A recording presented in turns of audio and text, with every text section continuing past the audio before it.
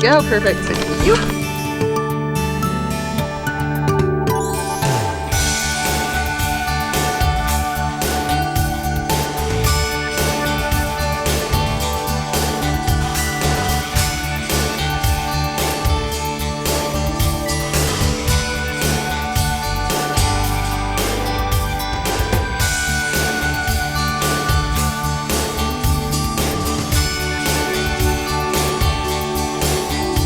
Where Longhouse gets its name. It's from this extremely long alcove that it sits inside of.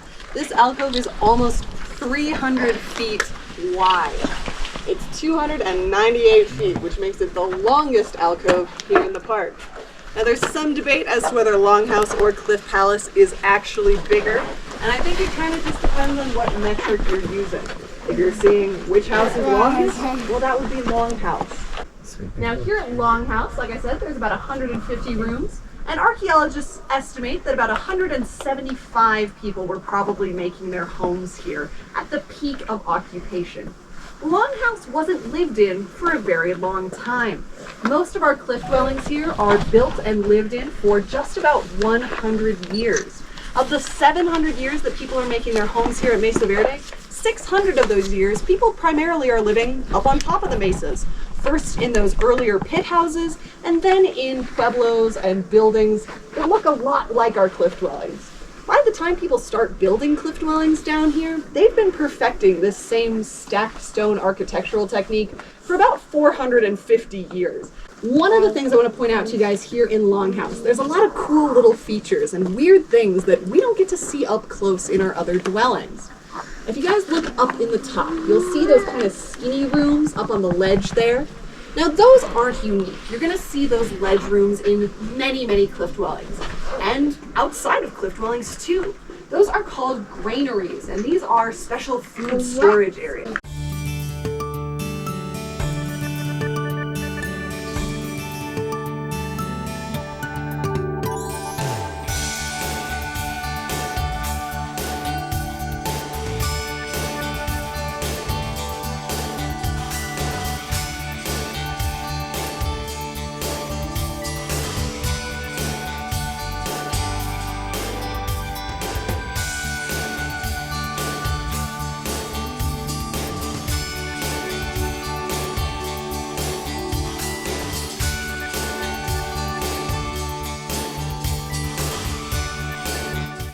So welcome to the backside of Longhouse, guys. There's a lot of really cool things back here that I want to draw your guys' attention to. And some of them we'll see right now, and some of them I'm going to explain it, because then you're going to walk past them as we move to the next part of the set. So here in Longhouse, we see a lot of really cool carved features. And not in the back wall. These alcoves are all naturally forming. And that's because of the natural qualities of the sandstone. You know, as you guys look out on the canyon, you can see that huge, thick sandstone layer that makes up the top layer of anywhere you look in this park. That's a layer of sandstone called Cliff House sandstone. And it's called that for two reasons.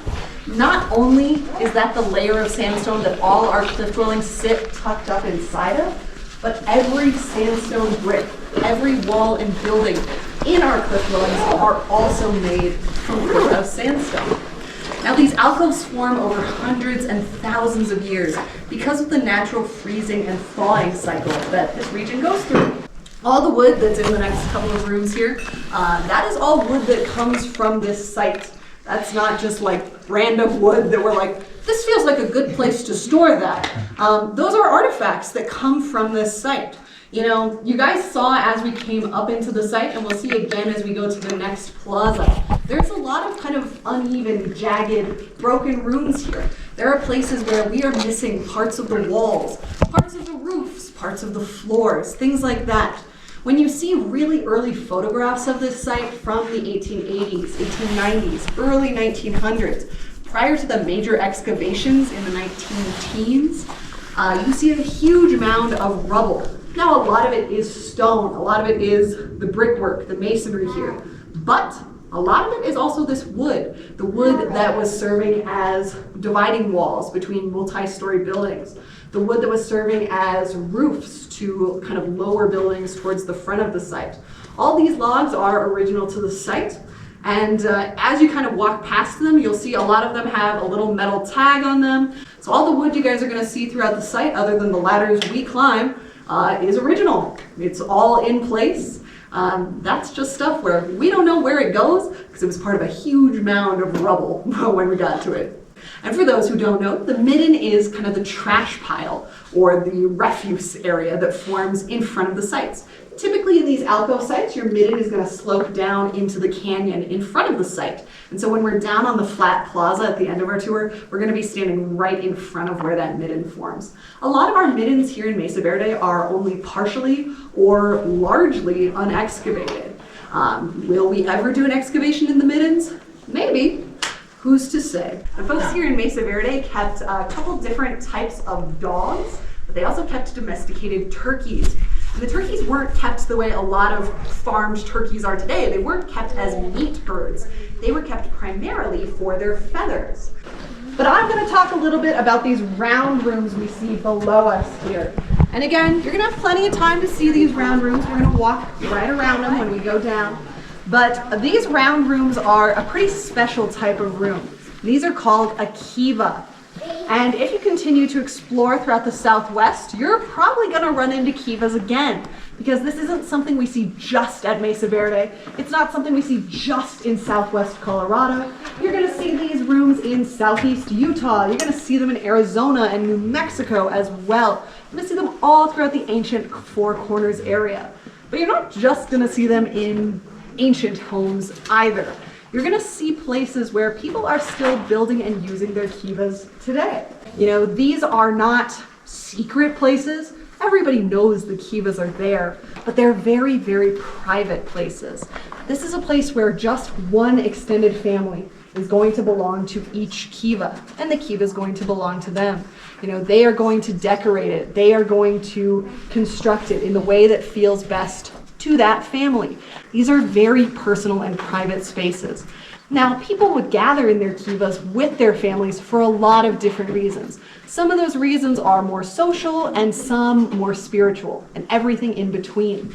These are places where people are going to gather to have important family discussions, the way a lot of us probably grew up having discussions at a dining room or a kitchen table. But it's also a place where people are going to pray together. They're going to sing special songs, and they're going to prepare for different celebrations, ceremonies, holidays, things like that. It's very likely that one of the last things to happen in these particular kivas here at Mesa Verde is the discussion amongst family members of when should we leave here? Because after 700 years of living, figuring out how to farm really successfully on this landscape, people start to leave the area. I also know a lot of the large game animals had left the area, the things people had been hunting to supplement their farming diets with meat. Things like elk, mule deer, bighorn sheep, stuff people had been hunting out on these mesas for centuries.